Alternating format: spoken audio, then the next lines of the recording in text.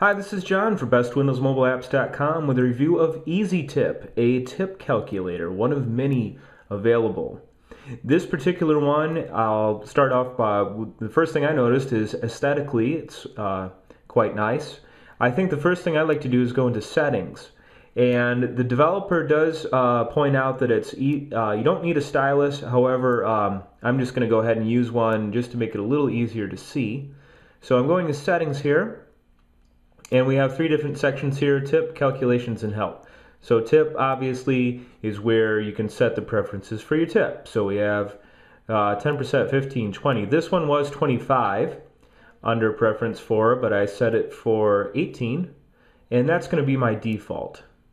But you can go through here, for example, preference 2, and you can change them to whatever you want. In fact, just out of curiosity, it looks like it could go. Can you go all the way to 100? Well, I won't bore you with that, but it looks like you could if you wanted to. So now here's something important. You could exit out, which apparently doesn't save your information, or you can click on the back arrow and it will. So let's do that. And my preference is set at 18%. Calculations, we can choose what our tax rate's going to be, and we can calculate our tip before or after the tax. I don't want to calculate before tax, so I'm going to leave that off. Apply adjustment to the total, or you can apply an adjustment to a split, after the split, or the tip. Doesn't matter, I'm just going to go for the total. And the adjustment, it could split from the exact amount, or you could round up, round down, or mirror, which I really had trouble understanding why you would want to do that. But what it does is it makes the number read the same as it does forward and reverse. There's a word for that. I can't think of what it is. But anyway, if it was $123, then it would be, well, I can't even figure it out. But maybe we'll try an example. That's too much math for me. Okay, anyway, and of course the rounding value you can adjust here. So just for fun, before I forget, I'm going to put it on mirror. The reason they say that you might want to do this is that it's for security.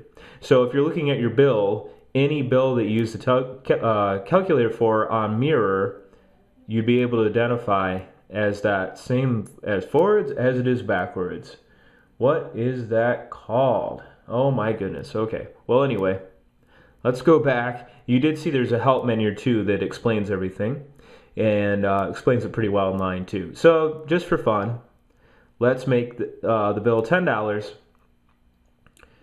Why is it a 22.1% tip? Oh, I know why.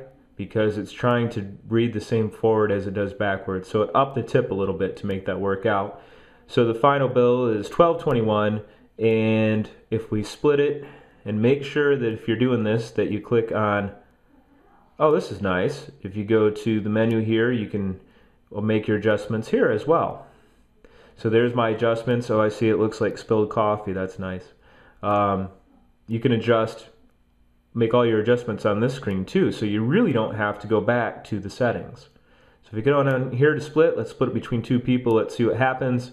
Okay, first of all, it's telling you 610 is the total split, which means that your tip included in there for each person is $1.10. Now, it's an uneven number because it's trying to do that mirrored effect.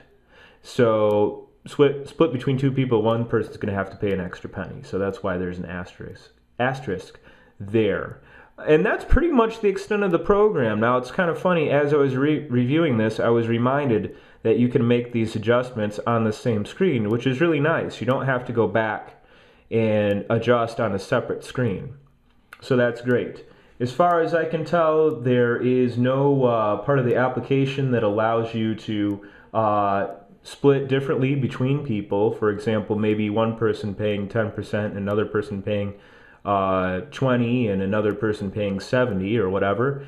I don't see any application for that. I don't see anywhere where it allows you to email it to anyone or add users. So would I need that? Not necessarily, but I can see for a business application, absolutely that could be helpful. Again, I do think it's very simple and straightforward.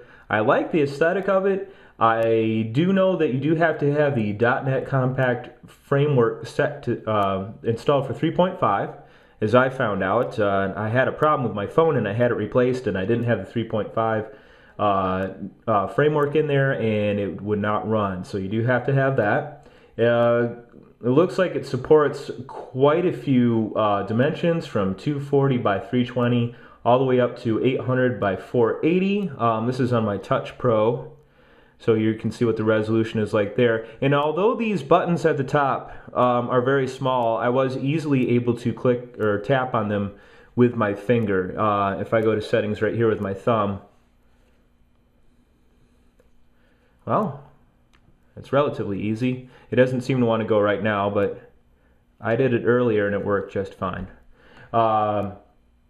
And it says that also euro and dollar are supported via the regional settings on your device. So apparently whatever you have set on your device, it will adjust itself to that according to the current currency, according to their website. So again, this is John Hazlett for bestwindowsmobileapps.com with a review of EzyTip.